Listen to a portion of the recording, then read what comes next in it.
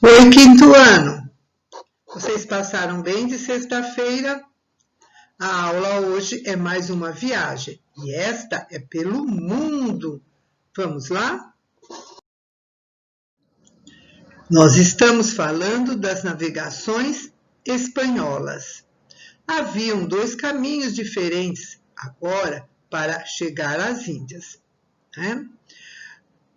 Os espanhóis também queriam chegar nas Índias, mas eles tinham que escolher uma rota marítima diferente da usada pelos genoveses e venezianos, que eles iam através do mar Mediterrâneo e pelo Oriente Médio. Eles também tinham que fazer uma rota diferente daquela feita pelos portugueses, que era costeando a África pelo Oceano Atlântico, porque ninguém mais queria deixá-los por esses caminhos. E eles, liderados pelo navegador Cristóvão Colombo, decidiram viajar então pelo norte do Oceano Atlântico. Será que eles iam chegar nas especiarias? Mas eles não estavam muito preocupados, porque as riquezas encontradas no novo continente fizeram com que os espanhóis não se preocupassem muito em chegar às Índias por outros caminhos. As novas terras que eles acreditavam que eram várias ilhas, não sabiam ainda que era aquele continente imenso que é a América. Eles encontraram muito ouro, muita prata, muitas pedras preciosas. Mas existiu um navegador chamado Fernão de Magalhães. O Fernão de Magalhães foi um importante navegador português. Português? A gente não está falando de viagem de navios espanhóis? O Fernão de Magalhães era um membro da nobreza portuguesa no século XV. A família dele tinha muita posses, o pai foi governador de estado.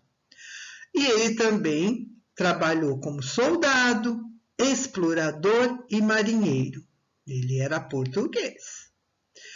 Ele, fazendo cálculos matemáticos junto com dois cartógrafos portugueses lá em Lisboa, ele acreditava que havia uma passagem no sul do continente americano pela qual ele era possível chegar no Oceano Pacífico e nas Ilhas das Especiarias. Mas o projeto desse navegador português não interessou ao rei de Portugal. Portugal estava satisfeito em ir pelo Oceano Atlântico. Então, o que ele vai fazer? Ele pega todos os seus cálculos e apresenta a proposta para o rei Carlos I, que era o rei da Espanha. Será que esse rei vai permitir que ele viaje? Então vamos à primeira viagem de circunnavegação.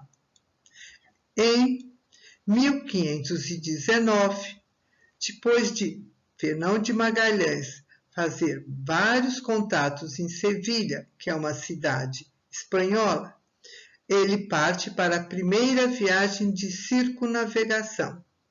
Ele conseguiu o apoio do rei, da rainha, a rainha Isabel, e de vários outros nobres da corte que financiaram para ele, a viagem. Nessa viagem, Magalhães contara com o apoio de Francisco Antônio Pigafetta. Ele era um navegante e, principalmente, ele foi um escritor italiano. Ele relatou toda a viagem, que depois virou um livro.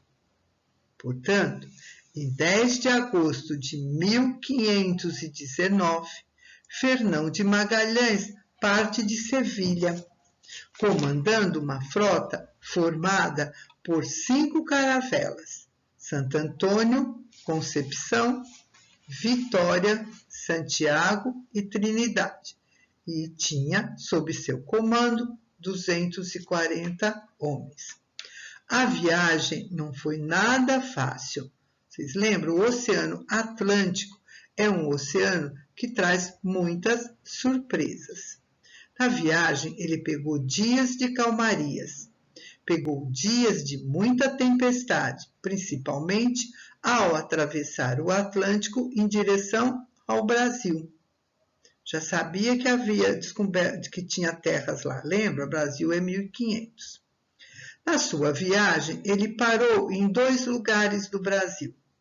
Um desses lugares é a Baía de Santa Luzia, está mostrado lá no mapa, que hoje é a Baía de Guanabara. Lá ele ficou 13 dias, conseguiu dos indígenas água e alimentos. Seguindo viagem, ele vai chegar lá no sul, na pontinha da América do Sul. Lá fica o Estreito de Magalhães. O Estreito de Magalhães são várias ilhas que tem lá, que você precisa ter muito cuidado ao atravessar. Ele chegou a perder até um navio. Ele conseguiu atravessá-lo e deu na onde? No Oceano Pacífico. O Oceano Pacífico é o mais extenso dos oceanos do nosso planeta. Ele cobre quase a metade, quase 1/3 da superfície do nosso planeta. É um mundo de água. Repara aí no mapa que ele vai se afastando da América do Sul, não encontrando nenhum lugar para parar. Foram 3 meses sem ter água potável, muito pouco alimento e vários marinheiros doentes. Muitos chegaram a falecer. Depois desse tempo, ele chegou nas ilhas das Filipinas. São várias ilhas. Quando chegou em abril, ele estava perto de uma ilha chamada Mactã, cujo rei da ilha não era amigo. Houve uma disputa, um combate entre os homens de Fernão de Magalhães e os moradores dessa ilha. Nesta batalha, os espanhóis acabaram fugindo de volta para os navios. Magalhães não conseguiu sair. Ele foi acurralado na praia e um dos inimigos pegou uma espada e matou. Ou seja, Fernão de Magalhães morreu nessa ilha chamada Mactã, no dia 27 de abril. Não conseguiram recuperar o corpo dele. Os moradores da ilha, os inimigos, acharam que os corpos dos espanhóis eram troféus. Mas foram seguindo viagens e chegaram na tão esperada Ilhas das Especiarias. Lá nessas ilhas, eles conseguiram, os espanhóis, colocar as especiarias nos seus navios. E no dia 21 de dezembro, por volta do meio-dia, a nau Vitória, que antigamente era pilotada por Fernão de Magalhães, vai retornar para a Espanha, com o navio carregado de cravo, canela, gengibre. Quem vai comandá-la é Juan Sebastián Elcano, que vai levá-la até chegar na Espanha. Foi uma viagem de retorno relativamente tranquila. A viagem de circunnavegação demorou 3 anos. Muito tempo, vocês não acham? Eu achei. Dos 240 homens que partiram, só voltaram 18. Meu Deus, quantos que morreram! Em um navio bastante danificado, o Vitória, sob o comando de Juan Sebastián Elcano, esse senhor que você está vendo aí do lado. Depois de 1.081 dias de viagem, eles retornavam para Sevilha, após darem a volta ao mundo, a primeira viagem de circunnavegação muito bem sucedida. Ela não foi compensada monetariamente. Em 6 de setembro de 1522, vamos relembrar, ele atravessou o estreito em 1520, portanto, está fazendo 500 anos que a viagem aconteceu. Então, em setembro de 522, eles chegaram no mesmo porto da onde eles haviam partido há mais de 3 anos atrás. Esses 18 homens estavam bastante magros e muito enfermos. No dia 8, eles já estavam em Sevilha e, quando chegaram, dispararam os canhões em aviso e celebraram muito. Em 9 de setembro, esses homens desembarcaram, seguindo descalço, cada um carregando um pedaço da vela do navio, e foram até a igreja de Nossa Senhora da Vitória para agradecer. Esta viagem foi conhecida pelo nome de Expedição de Magalhães Elcano. A viagem de Fernão de Magalhães foi uma viagem muito sofrida. Não foi assim? Existem outras conquistas marítimas da navegação espanhola, tá? Tem uma viagem onde eles chegaram numa ilha que eles chamavam de Ilha de Marguerita, mas não era uma ilha, era o quê? A Venezuela. Existiu um comandante espanhol, Vicente Yanez Pisson. Ele chegou no rio Amazonas. Isto quando? No comecinho do ano de 1500. Ele chamou o rio de Mar Doce. Será que ele é o verdadeiro descobridor do Brasil? O que você acha? E houve um outro navegador, Diogo Velázquez, que conquistou a ilha de Cuba. Existiu um outro chamado Juan Ponce de León. Esse Juan Ponce de León, ele queria descobrir na América a fonte da juventude. Ficou muito conhecido com essa loucura de fonte de juventude.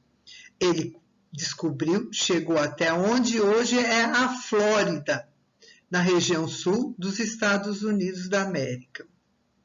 Existiu outro, em 1503, que velejou 30 dias e descobriu o Mar do Sul, que a gente chama hoje de Oceano Pacífico. Em 516, houve outro navegador que chegou até o Rio da Prata, lá no Uruguai. Então, você está vendo que existiram muitas outras navegações espanholas. Todas essas conquistas tiveram um preço. Existiram muitas batalhas. Em meio a essas batalhas, houve muitas mortes, tanto do lado dos indígenas quanto dos espanhóis. Eles foram conquistando toda a América e aos poucos descobrindo que era um imenso continente.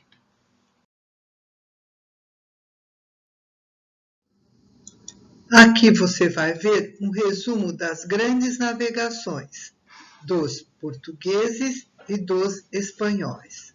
São as datas e as respectivas navegações que aconteceram, feitas por espanhóis e portugueses.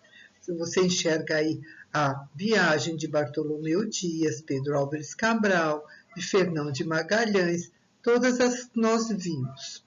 Acabaram as grandes navegações? Acabaram, não acabaram, né? Nós terminamos de ver as principais navegações dos dois países pioneiros nessas viagens, Portugal e Espanha. Nós temos ainda as viagens dos holandeses, dos ingleses e dos franceses, que nós vamos ver na próxima aula.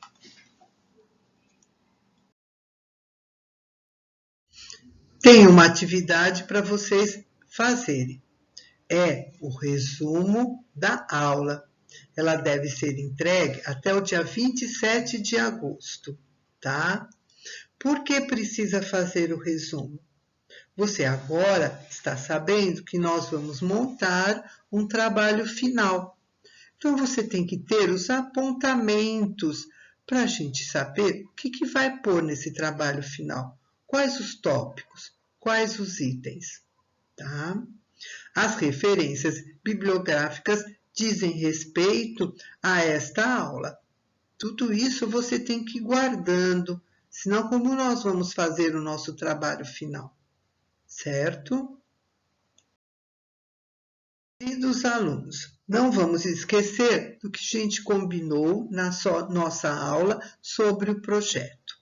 Nós vamos colocar desenhos de caravela e nau. Se você não fez, prepare o seu desenho para a próxima aula de sexta-feira, onde vamos colocar no nosso projeto os desenhos. Não esquece, se você não fez, faça agora, tá bom? Beijo, até a próxima aula.